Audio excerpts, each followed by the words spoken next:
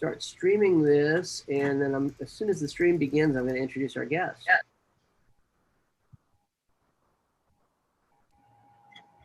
All right. I'm not monitoring that. It should be good.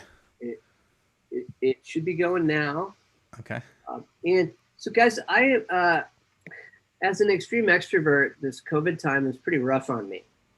But I had made a mental shift earlier this summer, encouraged by a friend of mine who's also an extrovert. He said, try to actively keep track of things that are better because of COVID, things that you can do that you otherwise wouldn't be able to do. And top of my list has been the fact that we've been able to get terrific visitors from all over the country to our class. So we had Chuck here during our first weekend, and Chuck Densinger from Illicit. And today I'm thrilled to have Brian O'Neill join us. Brian is a native of Arizona, but has been living and working in the tech industry in Boston for a very long time. And his background in music and design is not the typical background of an analytics professional, but he has over time found a really interesting niche that is, I think, really underserved. And that is, how do we develop tools and technologies based on data and analytics and visualizations that actually make an impact, that are designed well and are designed with the business goals in mind. And so I'm thrilled to have him join us here today to talk about one of his passions. And I wish that we had a chance to listen to him play music. He's a professional musician in his other day job. And just a kind of unique perspective that he brings, I think, is going to be enriching for all of us. So please join me in giving a physical or digital round of applause to our guest speaker, Brian. All right. Thank you. Brian, you've got the floor. All right. Thank you. I'm going to jump in here with some slides for y'all so you don't have to just stare at my mug. All right. And Vijay, just give me a thumbs up if we're looking good there on the screen. Okay. All right. So today, it's great to be here virtually with you guys. I wanted to talk about creating innovative analytics and machine learning software that customers will love. And specifically here, I'm talking about not everything analytics, everything machine learning and AI. That's a huge, it's a very big pool of stuff. I'm talking largely about decision support, applications, services, data products, things of this nature. So that's kind of what the grounding is today. And I wanted to, this is really going to be oriented at more of what I think organizations and leaders need to be thinking about with regards to this in terms of behaviors, habits, things that especially technical people need to be aware of, because simply understanding the tooling is not sufficient for people to make sense of data and to use it for decision making. There's storytelling, there's marketing, not necessarily selling it that way, but selling ideas internally. And then there's the design, especially when we have self-service tooling and applications and we're expecting people to use these on their own. User experience becomes critical in that if we actually want people to adopt the solutions, and that's not a given. Most of the time it's actually a failure. So the assumption here is that your team or teams in general aren't regularly deploying useful, usable, valuable data-driven software. And a lot of the reason for this is tools and technology and data is thought of first, and the customer is second. The culture is backwards. We're thinking about data sets and what can we get out of this information. And that's not what people are usually asking for here. There's tendencies, and I'm going to generalize here, but a lot of data scientists these days are focused on precision and model accuracy over business value. I was just I had a guy on my podcast today. I have a podcast called Experiencing Data, and James was telling me about the skin crawling. The analyst's skin was crawling when they found out that really what this person in insurance claims needed was a model that was just 51% accurate. That was it. Better than a coin flip. It just needed to be slightly better, because all they were doing was, should we accelerate this claim or not accelerate the claim? All the claims are going to get looked at, but if we didn't have to manually do that, and we could just take a guess that was slightly better than 50-50, that would be sufficient. And for some technical people, this makes your skin cringe because it's like, I didn't go to school and get all this training to do things to get an F triple minus score, right? From a technical standpoint. So design helps us really empathize with the user and figure out what do they need, since most of this work we're doing is not for ourselves. It should be rooted in empathy and about how do we serve the people who need to use this information to make decisions. So that's kind of the theme today. This is a scary quote, and there's a lot of text here, but this guy on LinkedIn said, I met dozens of data science teams at various companies. Less than half had plans for going to production, and less than half of those actually planned to support their end users. My largest disappointment was a bank where the production solution was based on a database and a batch run of R scripts. When I asked what about the potential users who don't know either R or SQL, over 90% of the company and 100% of their customers, the guy told me deadpan that those without technical skills are not relevant and will not be helped. So I thanked him for the insights and scheduled a follow-up to find out when there was enough damage done and someone would take notice that he could go back and check in. And this is not uncommon, this attitude that it's not my job to get somebody to use it. That's someone else's problem. They asked for this data. We gave them the data, ticket closed, on to the next ticket. This kind of culture and mentality is not going to, you are going to clearly fall into the cost center bucket. You will not be in the innovation mindset of your leadership if that's what you're trying to do. If I was, had a job, I would definitely want to be more in the value creation side of the business and not in the cost center side. And I think data people can be in that side of it if they're thinking about others and not just about their own work and the technical quality of it. And I think actually 80% of this work could be improved with what I would just call grade A vanilla design thinking and product management skill. It's not even with, when we talk about all the stuff that's happening right now with advanced analytics and all of this, there are different colors of design now that there's different kinds of considerations to have when we're designing for advanced intelligence and probabilistic solutions and things like this. But 80% of the problem, I think, can be solved with simple vanilla design. And so that's what I want to talk about is changing teams' mindsets here. So at the core of this is that data-driven software that has humans in the loop. If we're not completely automating solutions, the mindset has to shift from outputs to outcomes and decision support. So what do I mean? An output is a Tableau dashboard or a thing, a software application, a report, an Excel spreadsheet. It's a noun, it's a thing. An outcome is I made someone's life better. I helped someone spend 10 hours a week less doing shuffling papers around, filing those claims that we were sorting claims that we were talking about. There's some measurable outcome that somebody cares about. Often these can be an explicit dollar value can be put on these if we want to measure them, but not always. Sometimes these are feelings and subjective things, but the point is there's some outcome that we established at the beginning of the project, not after the project was over. We actually figured out what it was at the beginning. We thought about the last mile first and established what a positive outcome looked like. And then we designed backwards from that. So, and a way to think about this too is measuring decision-making and not necessarily, again, outputs and reports, but thinking about a decision made with the data we provided. That's something that we should be targeting are we actually seeing people make decisions? Even if the decision is, no, I'm not going to do anything. If it was informed by the analytic or the tool or the software, then that would count. So this idea of decision-making and outputs transitioning over to outcomes is what I really want to hammer home here.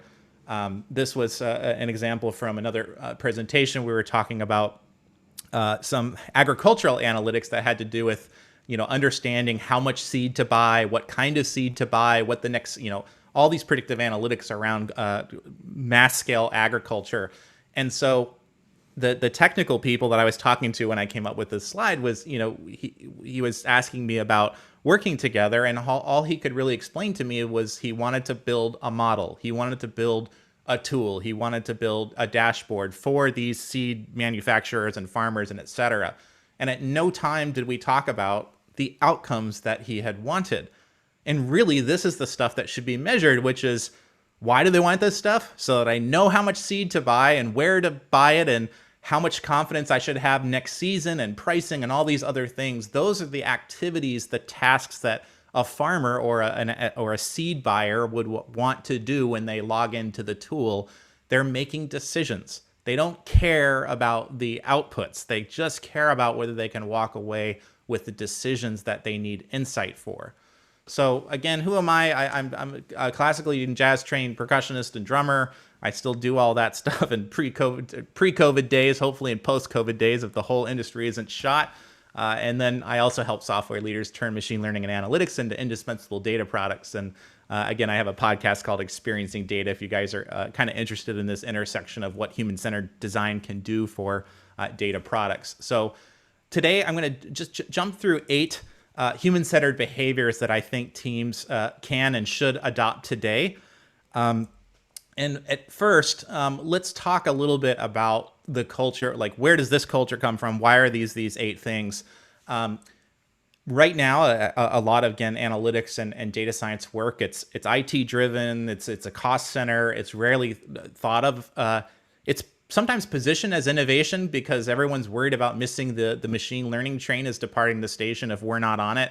So they're throwing tons of money at this kind of stuff. And the reality is there's just a lot of expense happening and not a lot of models and solutions going into production that are actually creating those decisions that we want and those outcomes that we want here. Traditional companies are also fearing the startups and the companies that right where you guys are, right? These companies who are digital native that have been doing this, the only way they've ever done it is online.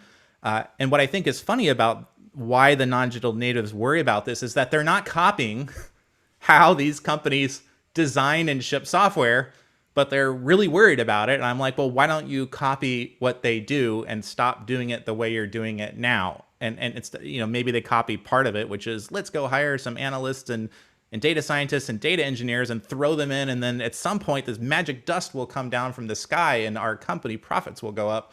This doesn't work this way. And some of the things they're missing here are strong product management and design and user experience functions.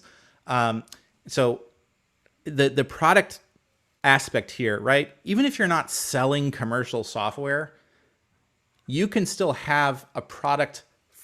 You might be developing a system that is complicated enough that effectively you're building an enterprise scale custom software application or suite of decision-making applications for the business. And I think that should be measured and managed as a digital product, almost as if it's something you could sell to another company, like a competitor of yours, and they would find value in it. But that role is often missing here, and it's a different mindset than project management. Product is about thinking about what's possible, what do the customers need, what is the business goal, and sitting at this intersection of feasibility, desirability, need, the marketing aspect, the selling it within the organization, all that stuff. I think it's missing. And design and user experience is also missing. And at most, we might get some data visualization training, and most analysts have some capability of that with tools and stuff. But the reality is that people's interaction with information and data happens through time. It's not usually one report, that it's not one screen, it's one output is all they need. Oftentimes these things happen over time, multiple visits, drilling down, as you guys might know. You have to think in terms of activities and tasks and workflows. And I think this is lost sometimes in the data visualization camp, which makes the assumption we have all the right data we need and that the game we're playing is about just visualizing the data properly. That's the game. And it's not the only game. There's so many other factors that go into an experience besides the ink on the screen and placing the pixels at the right spots. So this is not being copied a lot, and I think this is part of the reason why a lot of these traditional companies don't succeed as much as the digital natives do here. And the last one here that I wanted to talk about was this concept of operationalization. Again, this is a little bit more associated with advanced analytics, machine learning, and AI. AI, where we develop a model to do something to automate decisions or augment some human decision making. And one of the things I think is super broken with this is that just the fact we have this word operationalization as a separate activity from creating a system, a solution that holistically will be measured simply on, did we enable decision making? Did the decision making lead to some type of business value, whatever those success metrics we were? That is the only thing that should be measured ultimately. If we're not in a laboratory mindset and we're actually doing applied work here, that should be the only measurement of success, which means you can't decouple operationalizing the technology from the creation of the technology itself. It should be one and the same thing. What does this mean? It means to me that the technical teams need to be involved. They need to see and talk to the people who are going to use these solutions. They need to develop empathy for these people. They need to understand how non-technical things could potentially put all of their work to bed. Like your model, no one cares about it. They don't trust it because you shot for high accuracy, and what they wanted was, I'm going to be on the phone with this customer. I have to tell them why I declined their loan. And from a business perspective, we're 92% sure we shouldn't give this loan to this person. But your 92% accuracy comes with a cost, which is I can't explain to this person why we're turning them down for a loan, and they're pissed off, right? The other solution, had that data team been engaged and thought of this as the success here is our ability to, please this customer and at least explain to them, so when they hang up the phone, they understand what they need to do to change their credit situation so they can get this loan. That the real thing here was to enable a decision for the loan officer or whoever's reporting back to the customer, we're going to reject your loan. They needed transparency into the model. How did you come up with this information? Why am I being rejected? This is a human experience. What do I need to do to come back next week and get the loan? Can you tell me what I need to do? 92% accurate deep learning model with no explanation is a complete business failure. Even if it's a scientific win, it's a paper-worthy academic model or project that you could go write papers about, nobody gives a crap in the business because it didn't get used. So this adoption piece is really important. And if we keep separating all of the people who are making the technology and working with the data from the consumers of it, the recipients of it, we're not going to get better at this stuff.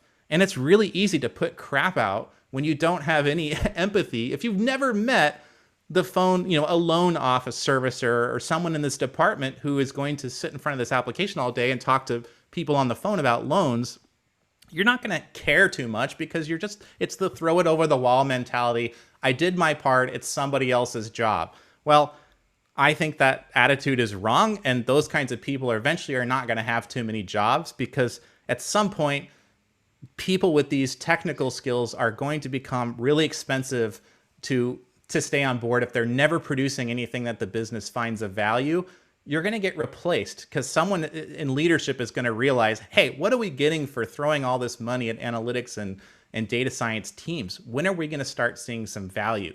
And this is happening already right now. The gravy train is starting to end here. These are great places to go for jobs. But at some point, there's going to be a reality check that we need to get something back for our investment in this. What are we going to get? And so these kinds of behaviors are important. So, Ryan? Yeah.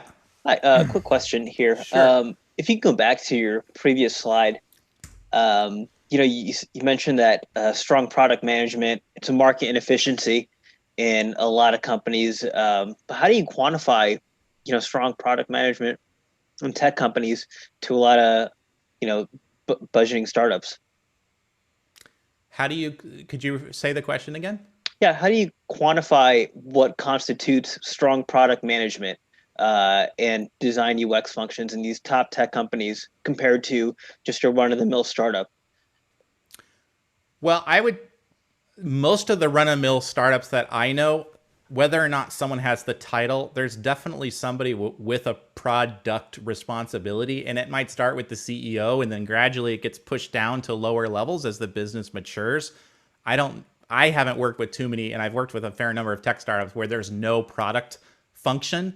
The design function is more and more a core hire at the very beginning because most, especially in technical products these days, a lot of them, anyone that's been through a fail before with this, or they've built out They've built out a company and they went 6, 12, 18 months and they built the wrong thing and they acquired all this technical debt, burned all this cash, and they're finding the product doesn't sell because the fit is wrong, people can't use it, that doesn't demo well. And what happens is the second time they go around, oh, I'm going to get design involved earlier. I'm going to have a strong product function earlier, because simply clocking in, checking in code every 2 weeks and saying we're using Agile and we're pushing features out, that's not how you build software that people care about. That's about checking the box and measuring what's measurable, which is scrums and check-ins and GitHub and code and all this kind of stuff. So how do you measure it? Well, I would say, do you care about how fast do you want to iterate on a solution, get feedback about it before you fully committed to it, change your game plan, get that fed back into the analyst or the engineers and the people that are making the tech, and reduce the chance of putting something out that's not going to get used. That's what the product and design functions are largely there to do. You can, if I'm talking to someone who's like a COO, I'll just talk about it in terms of cost savings to an operations person. Well, how much return do you want to get on your engineering investment? So if you're spending 20 grand a week in engineering, or 200,000 a week in engineering, is it worth spending 20 grand to make sure that 80% of that money gets used to a product that people care about? That, if you want to look at it that way, it's simply about making the engineering effort matter, the technical effort matter. And this product and design thing it's a dance. It's like to me, it's the tango. That's what I see in my head. Great teams, to me, the product leaders and design leaders, there's a lot of overlap in those roles, and they're tied at the hip. And engineering is kind of the third aspect, the power trio, as I call it. And then I see data science and analytics is one of the kind of subject or domain expertise that you would want to have at the table as well, if you're really if you're building a real data-driven software application or product. That's a critical role as too, because they're going to be really aware of what's possible in a different way that engineers would be aware of it. So, I don't know, did that answer the question? In a way, yes. So in a way, no. Let me add one thing, you guys. Sure. Brian has absolutely unwittingly given you a fantastic advertisement for the elective I'm teaching around a customer-centric view of SaaS. The elective that you guys, quite a lot of you voted for, because I was hoping to not teach it, but popular demand, I'll be teaching it in the spring. And this particular point that he made about the role of the product team early stage to get you to product market fit rather than feature checklist is it's going to be one of our 6 class sessions. It's 100% focused on that. Yeah. So that was great, Brian. You couldn't have done it any better if I queued you up for it. I'll wait for my check. Well, sorry. Let's ask me again at the end if I didn't answer that. We'll keep going, but I'm happy to take another swing at your question. Maybe I didn't understand it, or maybe I don't have a good answer. One of those two things could be true. No worries. Thanks, Seth. But yeah. So I think design matters, and by now, I'm already hoping by now that we realize that design is not just about, we're not decorators, right? That's not what we're here to do, is to decorate things. That's a different kind of craft, and it's part of the craft is visual, but what we're really talking about here is how it works, how it feels. Does it make it enjoyable, useful, usable, engaging, those kinds of things, because ultimately we want people to use this information to do stuff, right? So what are these 8 kind of behaviors that I would like to champion? So the first one is the mindset of adjusting to this gray world of design and irrational people, behavior, emotions, illogical people, all this kind of stuff. This is not the black and white world of data and analytics. It's very much this gray world. And the thinking process has to change. We have to realize that there's going to be wrong swings at stuff. We have to go through processes of learning here. And it's not analytical. And it's really important to embrace this, because if we have the mindset that, look, all the answers right here in the data, and someone else, and the person you're serving is shaking their head, something is off here. And it may be such that they don't understand the information that's there. I tend to think, and while there's an argument to be made for some data literacy training, I think a lot of times that's a cop-out, because so much of the information, I think, this 80-20 rule, I think 80% of the stuff is simply, we could have designed the solution better such that this person doesn't have to go take a class in statistics to understand, should I accelerate this insurance claim or not, or whatever the task is that they ultimately want to do with the insight that's there. So we have to embrace this, and we have to get in this empathetic mindset that our job is to get the technology and meet the person where they're at, and it's not to get them to come over to where we're at. And this is often difficult, but I think it's one of the most important things is that we do here. And by the way, I'm using base zero counting because I like to do this for tech people, and some of them like base zero counting. So that was why it started with zero. Number one, creative culture. Having a creative culture that embraces empathy, routine one-on-one customer research, and loving problem finding, or falling in love with the problem as it's called. So a big part of design is doing research, and specifically one-on-one research with deep listening skills, and really getting into the head of what the people are that we're serving with the work that we're going to do. It's learning about having probing conversations, knowing that part of the game we're playing is to uncover unarticulated needs and problems. So when we get a request for features, functionality, data sets, there's an assumption there that this person knows what they need to answer their job. And they may have a fairly good idea of it, but oftentimes there's unarticulated needs there, and they're assuming, they may be making all kinds of assumptions about what data is available, the way I should be making this decision, and you may be able to provide them alternatives there. But if you don't know really what they're getting for, and if you take it on face value what the ask is, we're missing part of the game here. So a lot of it is really this ability to hone in on the problem and to love the problem and not just love the solution space here. So I really want you to dig in on that, and it's a different framing. I feel like people that build solutions for stuff tend to think about solutionizing all the time. We call ourselves problem solvers, but to me, a lot of the game is a lot of the time spent is really like, are we on the right problem? Is this really what we're supposed to be solving for? Is this really what they're going to need? Not so much questioning the solution, but really about understanding that problem space.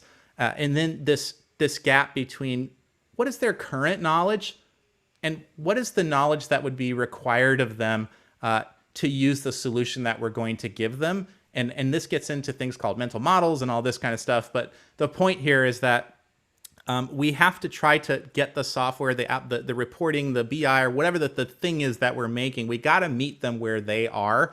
And there's this, we kind of talk about this current knowledge and required knowledge that they need to have to do that. I'm not going to go super deep into that, but these are some of the mental changes, again, that need to come with this. And this idea of one-on-one research, it doesn't happen very often. And it's really important to be doing this work regularly. It helps us really get to understand what it's like to do someone else's job, to be in sales, to be in accounting, to know what they like, to know what they hate.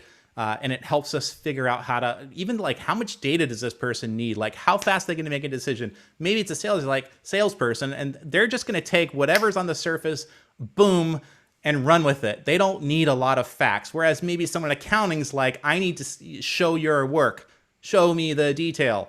And so when we just throw a template at them and say, everyone in the business, whenever we do a dashboard, here's the template we're going to use, slide it into that. That's a different kind of thinking. That assumes everybody thinks and uses stuff the same way. Everybody cares about the same amount of detail. They don't. But we'll never know how they think differently if we're not doing this type of work. Let me quick comment on that, guys. Yeah. Probably all of you, most of you certainly are familiar with Intuit and with their Quicken product.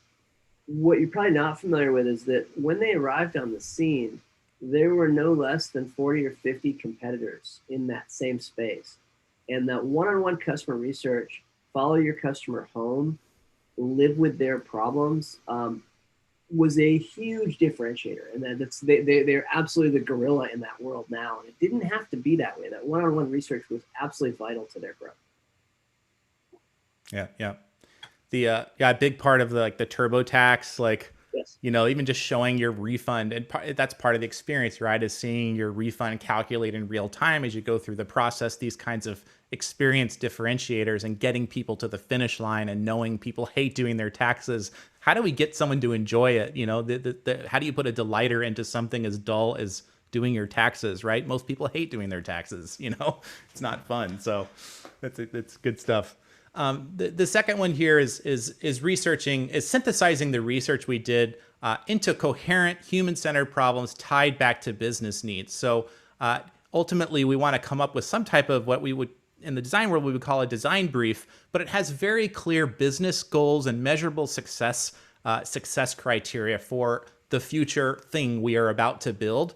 And that also includes the customer goals, and they're not always the same thing. What someone wants to do and the value the business wants to get aren't always entirely the same thing. So we have to understand that in order to get to the business outcome we want, maybe we have to take the user down this side road and get them to do X, Y, and Z, because that's the only way we're going to get this desired business outcome. So this ability to synthesize this research properly and to form problem statements that are clear to everybody that's working on the solution, your technical people, the analysts, engineers, whoever's involved with this. This is a really important part of it.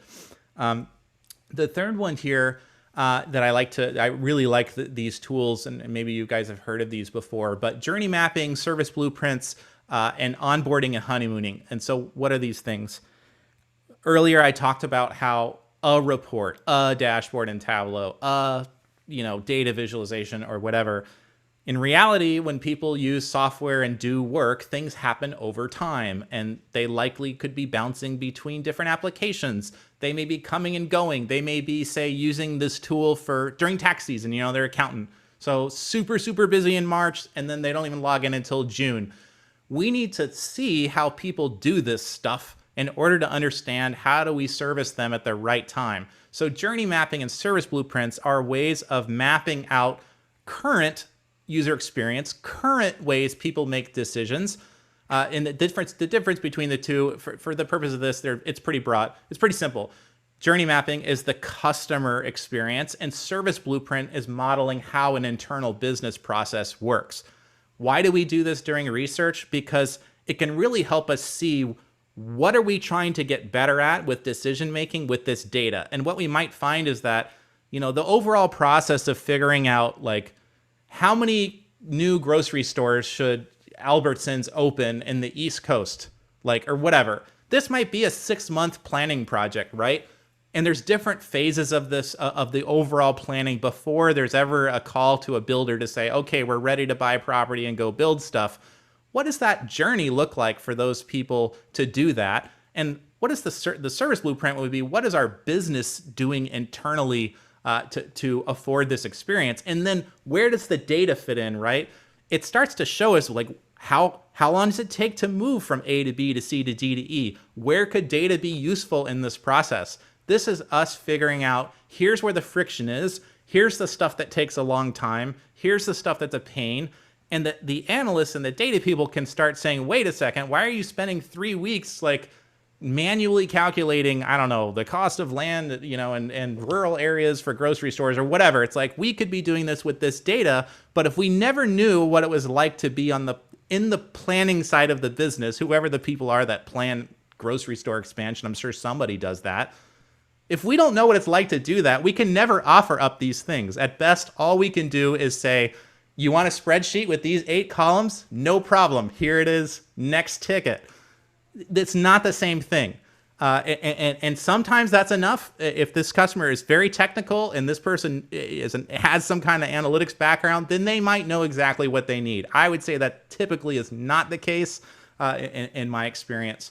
And the last thing here that I just wanted to say about onboarding and honeymooning is remembering that part of the thing here is understanding when we put out a solution to somebody, and this isn't true in all situations, but there could be what I call an onboarding period, which is, let's say you push out a model into the business.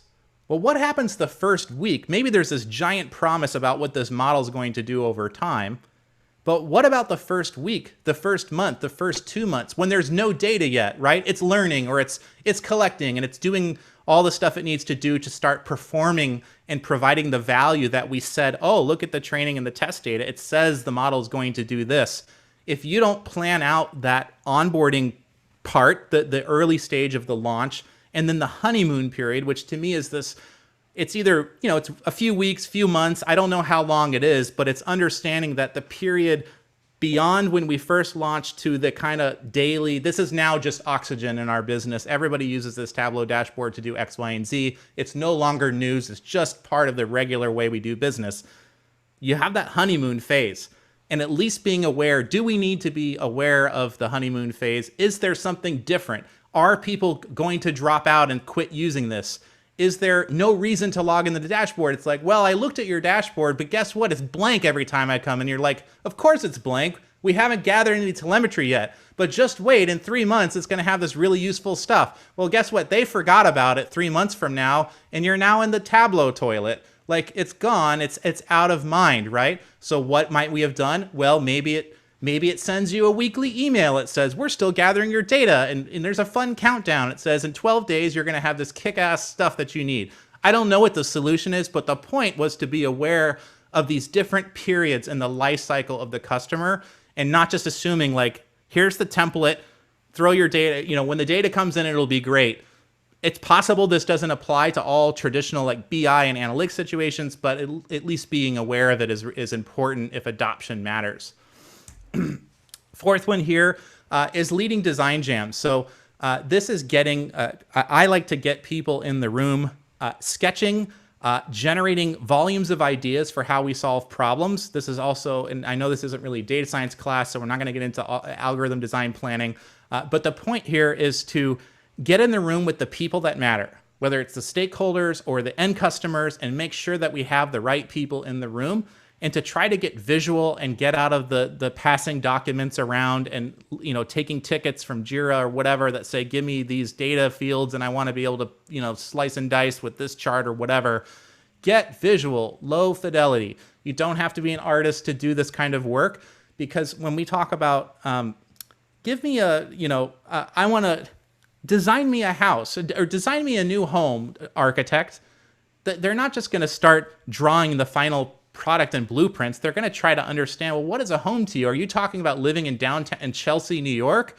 Or are you talking about a farm in the middle of nowhere? I mean, a home is a really broad category of stuff. And for your customers, when they say, I need help deciding how to accelerate it's taking us forever to process claims, and you don't know anything about how claims are processed within an insurance business, you need to get them there and visualize the workflows and the way they go through stuff. And so getting visual and getting out of text documents is a great way to make this more concrete and to say, is it more like this? Is it more like that? And the great thing about markers and whiteboards is everyone can participate, and everything can be thrown away fast. You don't have to be an artist to do this, and it's not about being beautiful. It's about getting to the point quickly and doing it in visual ways. Obviously, charting and stuff like this, it is way faster to prototype your charting and stuff using pencil and paper or whiteboards or whatnot to understand what's required. It's way faster. So even with Tableau and these tools that have really made some great strides and getting you faster to digital ink, that could be something. I still think what happens is we tend to fall back on the tooling and we assume that, well, there's 10 chart types, so I'll just give them a default and then they can change it to these other 10 types. That's making the assumption that the tool provides the choices that they need to make the decisions they want. That could actually be worse for them. So I would rather let's figure out in the sketch, here's the charts you need. I'm actually going to disable all these other chart types because I don't want you shooting yourself in the foot, because we found out through our sketching process, everybody that sees a spider chart thinks it's this thing and it's not that. And we learned this in our idea, in this sketching phase, we learned how it's not going to work for them. It's actually going to cause problems. So I'm actually going to turn those choices off when I send my dashboard over the wall to them. So sketching there. This gets into the visual side here, which is what we tend to think of when we're data visualization, interface design. And we talked a little bit about the prototyping here. And the idea here, is, I'm not going to go way into visual design here, but the theme here, this minimum viable product mentality, there's two things. First, with the prototyping piece, the way to think about prototyping is to accelerate the process of learning, are we on the right track or not? It's not just necessarily to push code out or solutions faster. It's to accelerate the learning process of, are we on the right track? Is it more like this, or are we getting better, or are we getting worse? And that requires us to actually measure what we're doing with the customer, which doesn't always happen. And we're going to talk about that in just a second. So MVP is, for those of you not from the startup or tech world, this means minimum viable product. I actually like minimum valuable product. This is about, can we get you something that you can use in a month, in 2 months, and then get you something better in 3 months or 4 months. It is not something like, well, I'm going to get you sales data, and then next week I'm going to get you customer data, and then the week after that I will give you inventory data. It's not that. It's more like, I'm going to give you a little bit of each of those things, but maybe it's just for California and it's not for Arizona, because at least you can start making whatever those changes are in that state, but getting you all states is going to take some time. But the point was, could they make a decision? Could they get some value out of the increment that you ship to them? So it's different. It's not building features. It's building a minimum, small, but valuable in some way, and then learning from that through the process of testing, which is the sixth one here, right? This is testing the designs. You can think of this testing my dashboard, testing the visuals. This is running people through tasks that your design, your dashboard, your application, whatever it is, you promised and said that they should be able to do X, Y, and Z. As an accountant, I need to see, I don't even know as a carrot purchaser back at this grocery, right? I need to know how many carrots should I purchase for the next quarter at all the grocery stores, and what price should I do that at? And I want to know what went into your model, and I want to be able to play with it, and so it's such and such, such and such. And you would ask this person to go and do that with your design. And this is a place where you might be able to do this with static fake designs. You don't need real data to understand, does someone know where to click? Do they know what the charts mean? Even if the data is fake for now, can they get the story that we're telling out of the data before we commit to all the pipelining and stuff that needs to be built to bring in, say, production data? You can test the solution here. And this is really the moment where we figure out, does any of this stuff matter? Because if they're just like you're pulling teeth for them, and they're spending an hour on something that it's supposed to take 10 minutes, and they're still in here for an hour, and they can't get the answer, whatever the answer was in the script, the thing that you were going to take them through, the test you were going to run. If they fail the protocol, then everything up to this moment doesn't matter. We need to learn, what are we learning right now from this test? Where are they getting it wrong? How does the visualization or the data or the experience need to change to get this person the information they need? This is not QA testing. This is not about, are there holes in the data and some of these more technical kinds of testing? This is not what that is. This is testing the business value we're about to create. Will this person make a decision with this information? And this is something where I think really for this class to know about, when you present this interface to them and you run the study, there's a good chance you're going to learn stuff here that you're going to probably think, I wish I had known this 3 months ago when we started this project. And this is why I want you to sketch early and get low fidelity early. I want the customer involved in the process of making this. So by the time they see something in either high fidelity or in Tableau or even with real data in it, there's not giant surprises. The test should almost be a formality, which is like, oh yeah, I remember this from our sketch. I go here and I click on this button and I get this great answer. Yes, give me more. I'm ready for more. This is awesome. Can you help me with this new problem over here? We want to find out early. And these things are quantifiable. This is moving into the analytical space. We can quantifiably measure this stuff. There's usability testing methodologies you can use to actually score out, how easy was it to use the interface and all this kind of stuff. But be ready. You may learn new things here. And this is also getting back to what I talked about, the gray area at the beginning. The design process does not always linear. It doesn't follow this linear thing all the time. You may be jumping back and forth. You may get to this point and find out, oh, you know what? They get the information here, but this person is not going to place that carrot order unless they have X, Y, and Z other data. And we didn't know that because they never said, when you kept asking them, great, so at this point, would you place an order for carrots or not? Well, actually, I need to go and check last year's carrot purchase prices before I would do that. And I'd really want to see that the price isn't too much higher. And you're like, well, how much higher? Well, it should be within 10%. We didn't talk at all about last year's pricing, right? In the requirements, they never asked for this in the requirements because all they were thinking about was the future. Help me purchase carrots in the future. But because no one modeled out how do they make a decision right now, we didn't do any research to find out. So now we're finding out at the, quote, end of the design process. I would still argue that's better than waiting until the thing's in production to find out. But the point is, you might find out this information here. And it's at least it's better than waiting till you're in full production. So this is why we want to have fast iteration. We want to test our designs, get feedback on them, and not commit too much technical effort to these things until we know how they're going to be used in the wild. And the last one here, I'm almost done here, sustaining human-centered behaviors as the normal way to build indispensable data products. So this is not how, everything I've told you is not how most of the places do it. It's the way I think a lot of them could drive the success up of their data-driven initiatives. The failure rates, as I think Vijay had cited in something that he had told you about, they're on average, they're 80 to 85%. And it doesn't matter, you call it BA, just fill in the blank. BA, big data, analytics, data science, predictive analytics, machine learning, AI, they're all kind of in this 80-20 set of failure rates. And one of the last Kaggle studies I looked at, one of the big reasons was the business didn't know what it wanted to do.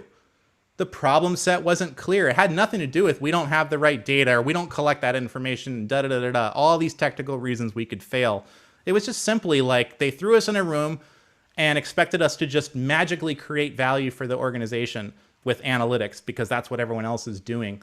Somebody needs to do this work, and I think until it's natural for teams to hire designers and product managers to accelerate this process, I think analysts and data scientists need to learn how to do this work. I think they need to learn how to do it anyways. It's just, to me, it's the right way to do it if you care about adoption.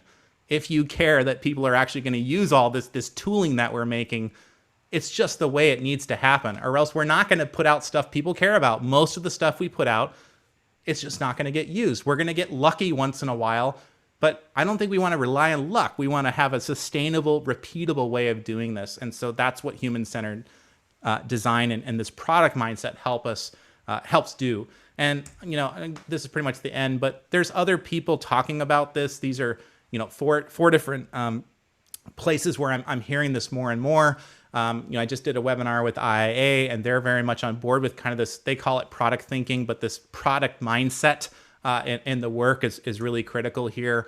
I just had Kareem Lakhani from Harvard Business School, who wrote Competing in the Age of AI, which is a great book, actually, and talking about this, the role of the data product manager is really critical to leveraging AI successfully within businesses and really thinking about digital first and what's required to do great work with digital first.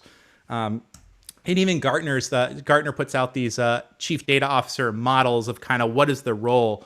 Well, version 4 that came out in 2019 was really about moving from project to product centric. And I think that's I'm fully on board with that as well. So what's the chorus of this song, right? It's product, right? So that's it, unless you guys would like some help. A great way, if you just want to like kind of follow my work, I have a mailing list. Feel free to hop over there. I push out my podcast episodes there, and when I do webinars and articles and all that kind of stuff, you can check out the list. And if you want some more deeper help, you know, I do consulting as well. And I also actually Monday, twice a year, I run a seminar called Designing Human-Centered Data Products, and registration actually ends this Sunday. So that's available, and there's a little offer here. If you're interested in that, you can use the coupon Fall Pixels at the checkout, and so that's there if you're interested. How did I do? Oh, I went longer, 46 minutes. You're right where you should be, guys. We have time for a few questions for Brian. I know that was a lot. It was like a volume of stuff. So Good question. Yes. Andrew, you've got the floor. Okay, thank you. There was a section, I think it was one of the first ones, that said building one-on-one relationships with customers. Yeah.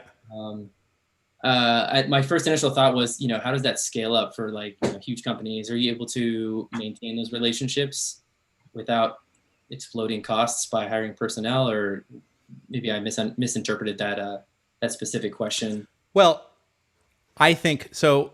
Most great design thinking organizations and user experience organizations, simply doing one-on-one research should just be like, every week we have a stand-up meeting, and every week we spend 2 hours talking to the people we serve. So if you're doing clinical analytics and you're in the clinical part of this healthcare company, well, you should be talking to people who make clinical decisions regularly to understand that space. And, if you're kind of in an analytics service kind of organization, the projects may change. And so maybe you're talking to surgeons one day and nurse managers for the next couple months or whatever. But the point is that we're having regular contact with these people that are supposed to take this stuff and use it. And if we're just native and we're just self-reflecting all the time when we're making decisions about, well, I would do it this way. I think the nav should go on the left and the filter should go on the right or whatever. That's us just constantly coming back to ourselves and all the baggage and bias we bring to how we use software and stuff. We're bringing all that to the table and throwing it right in the product.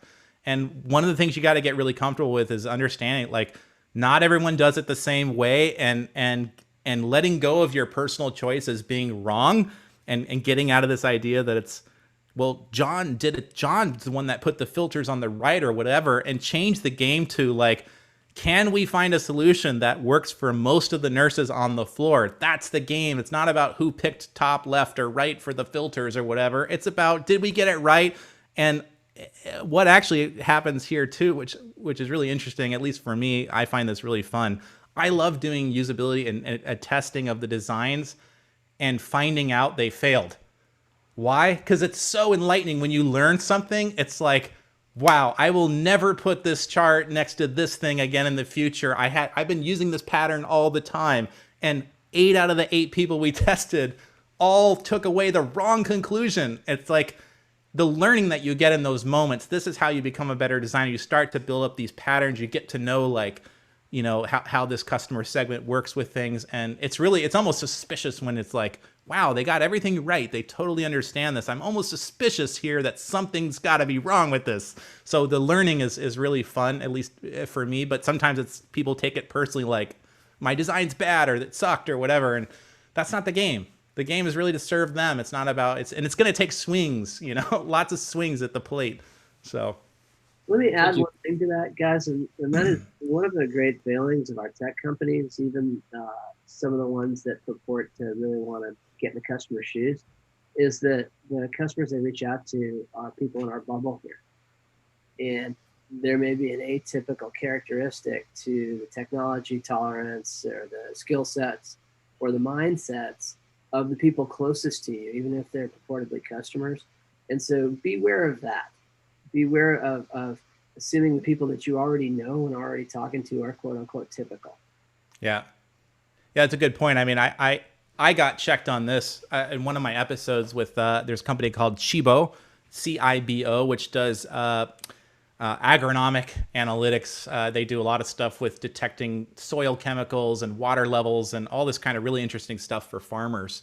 And I made some assumption in the podcast episode when I was talking. He was talking about his experience of literally driving out to farms with a laptop to go talk to farmers about how do you evaluate a piece of land now to decide if you're going to buy it, like what goes into that process, because they wanted to reduce the time it takes to do that in some of their tooling, but they needed to understand the recipe someone follows. And I kind of made the assumption like, oh, farmers, they're outside all the time and probably not using a lot of tech for this kind of stuff. And he's like, they're like some of the most tech savvy people I've ever met.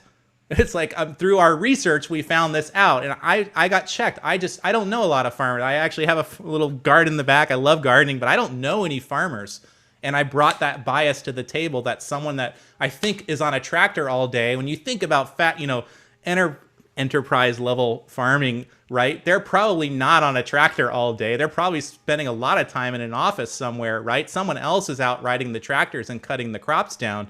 So I totally brought that bias to the table. And if I had not ever talked to them, I might like give them really dumbed down pie charts or whatever. And I'm trying to dumb all the dashboards down. It's like, give me the detail. Where did you come up with this information? Where's the data behind all this stuff? You can't just give me 5 big numbers and expect, and you thought you were slimming it down and making it easy, and they're furious because there's no detail for them because we brought that bias in.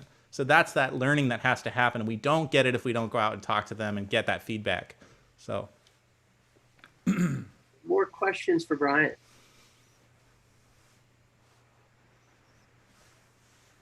Stumped, sorry.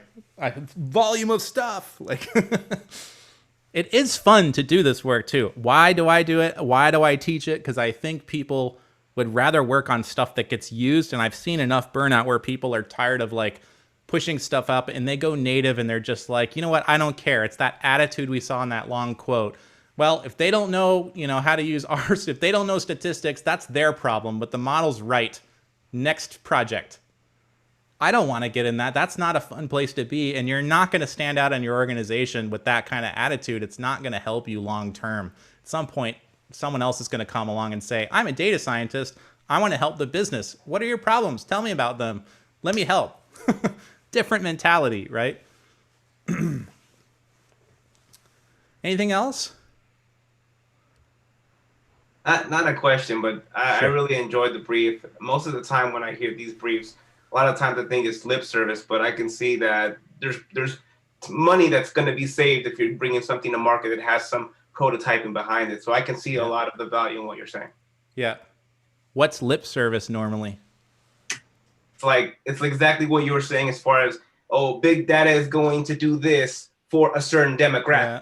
We're talking about, let's fix the homeless problem with big data. How do we do that? You know what I mean? That's kind of something that we're talking about. Yeah, yeah. Well, and again, this is people don't know. Oh, sorry. No, I'm just saying, like, kind of building off what Andres was saying, just like, lofty ideas and buzzwords and stuff like that, but you can tell there is substance.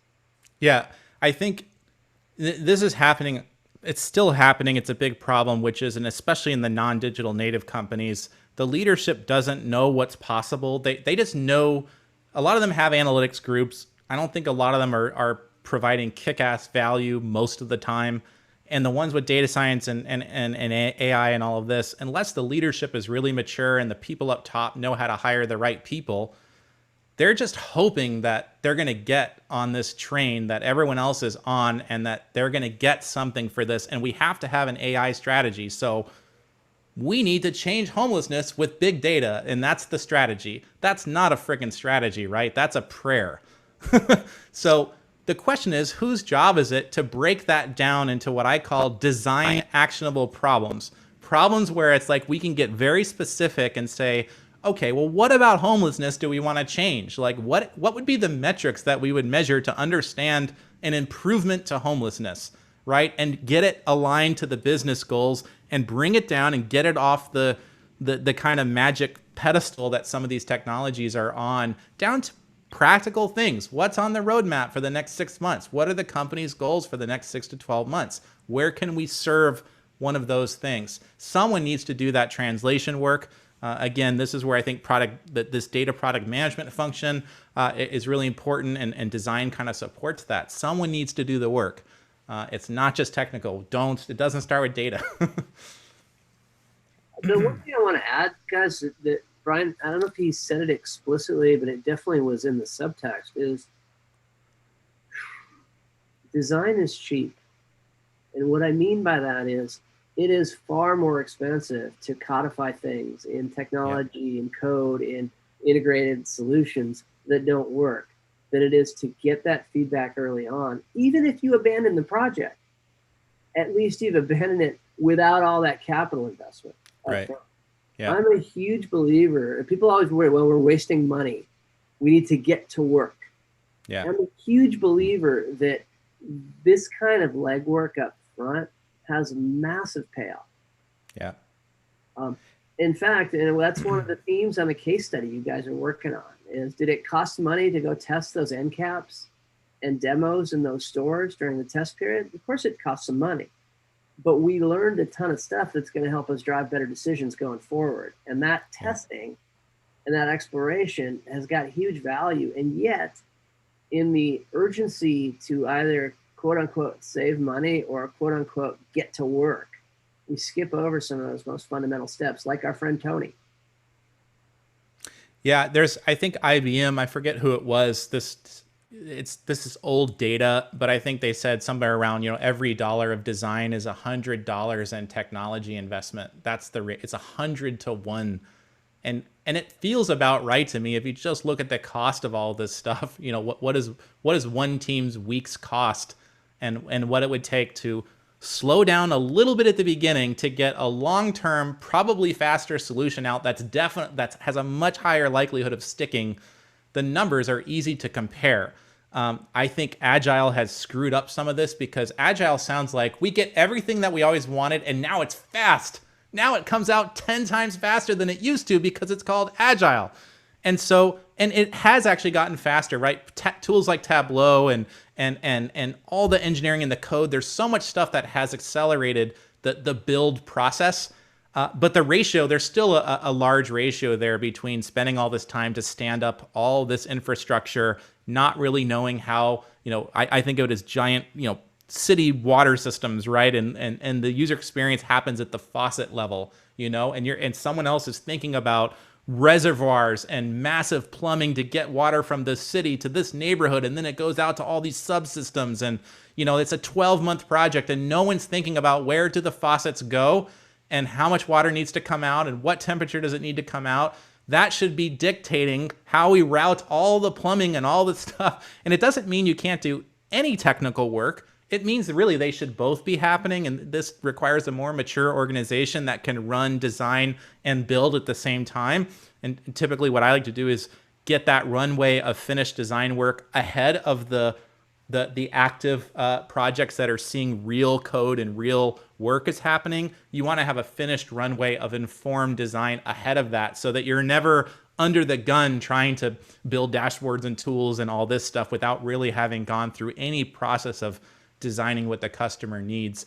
That takes a more mature organization to do it that way. But Brian, hi, my name is Linda. I actually work at IBM, and okay. I experience all of the benefits of design thinking, and some of the frustrations with Agile. It can be a benefit and a curse, frankly. But not everybody works at a company that has embraced those capabilities. I think we're seeing more Agile adoption than certainly design thinking principles. So if you're working at a company where design thinking isn't a value, or they don't understand what value is, how do you, what's your recommendation on how to bring how to turn people's opinions around? So this question happens all the time in the design and user experience community, right? Which is like, they're paying me to do this job, and then I get here and I can't do my job, right? Like, why won't anyone do this? And the thing that does not work is trying to do a presentation like I just did to the management about design and all the things that we should be doing, right? You guys, I know, you're in school, you're here to learn to think differently about how am I going to leverage this in the real world. Unless the organization has said they're hungry for this, they're hungry to make a change, to me, the best way to do it is to start doing it at a small scale. Stop. And this, I'm talking more to designers here. Stop talking about the process. Just get people in the room, do the work with them. Say, you know what?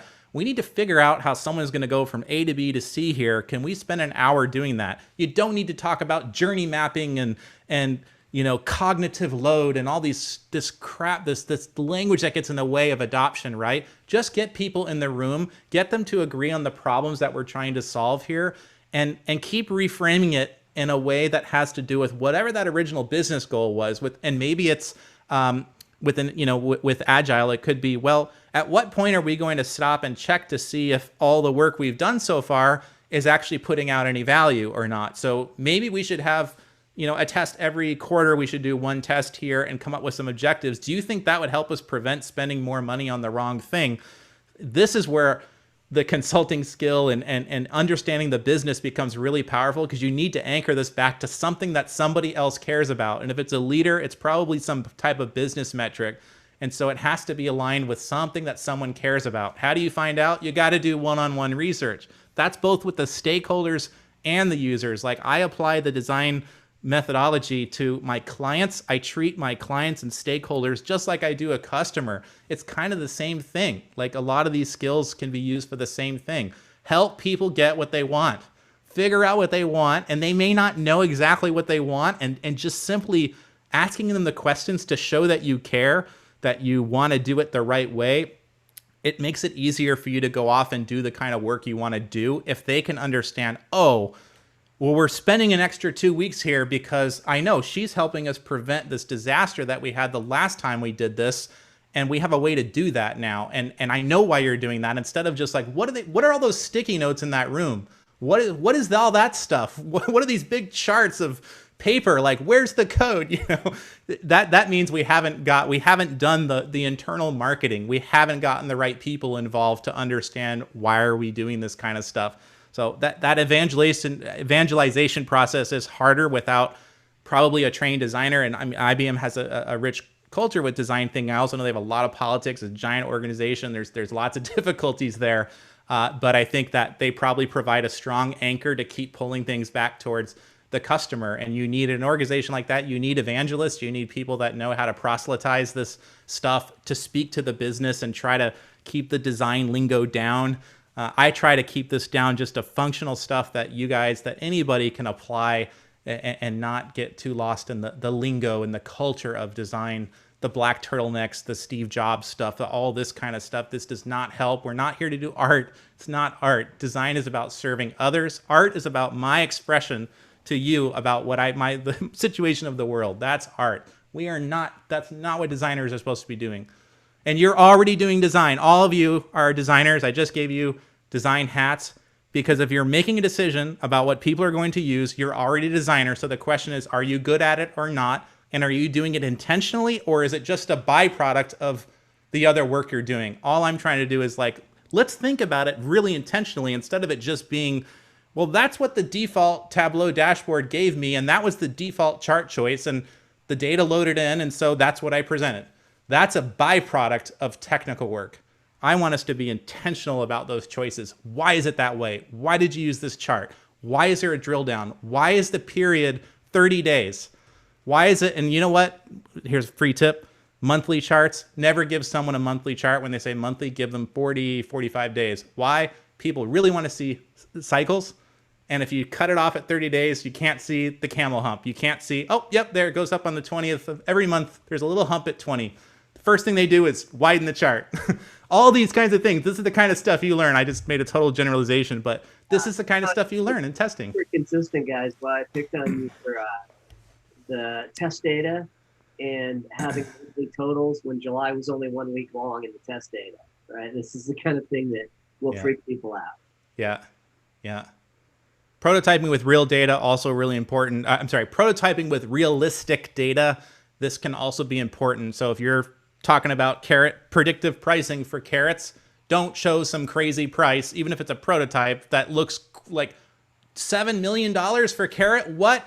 Even though you're just like, oh, I just threw some numbers in to see if you could find the number. It's like they can't get their head around why it's 7 million. So that's a very tactical thing. But when we do prototyping with data products, it's really important that the numbers feel realistic so that we don't get lost in the fake data. We can really measure the interface and not the numbers themselves in a test situation.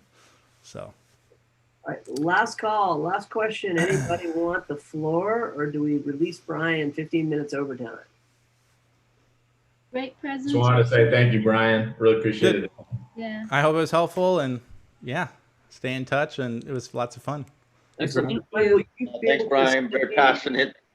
Thank you. Send me the link to the YouTube recording of this.